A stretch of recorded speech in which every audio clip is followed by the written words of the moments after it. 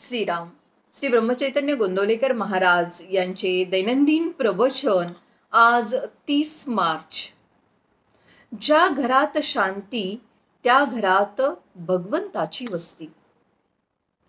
गृहस्थाश्रमासारखा आश्रम दुसरा नाही खास.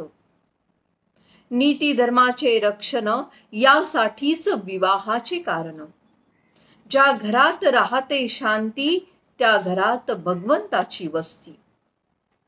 कृतीवर मनुष्याची परीक्षा जैसी वासावर पदार्थाची परीक्षा. कोणाचा न करावा घात ऐसे वागावे जगात. आपले आपण करून घ्यावे हित त्यालाच म्हणतात संभावित. न कधी व्हावे आपण निराश. व्यवहार हात देईल खास. व्यवहारातील करावा प्रयत्न. प्रपंचात न पडू द्यावे न्यून. रोगाची भीती न ठेवावी चित्ती. रोगाला उपचार करावे जरी बहुत तरी कष्टी न होऊ द्यावे चित्त. आप्त इष्ट सखे सज्जन यांचे राखावे समाधान.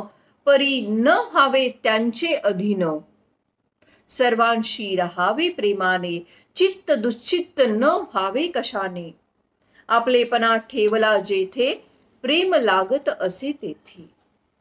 ज्या घरात स्वार्थाचे मान बळावले तेथे समाधानाचे मान कमी झाले.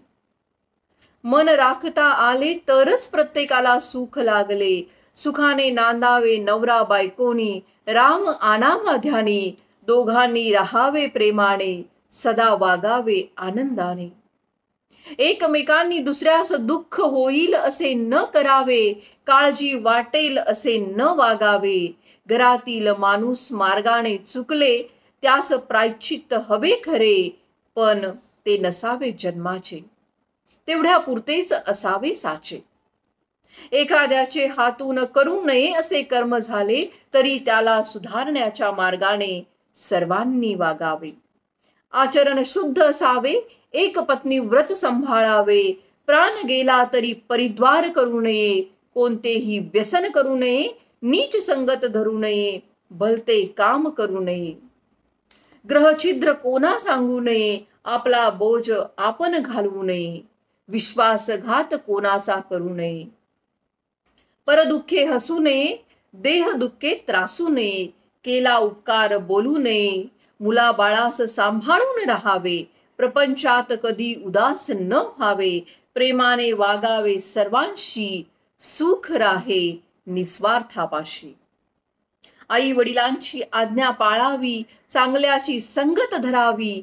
अभ्यासात लक्ष ठेवून राहावे. भगवंताचे नामस्मरण करावे. नामा परते न माना दुजे साधन. जैसे पतिव्रतेस पतिप्रमाण.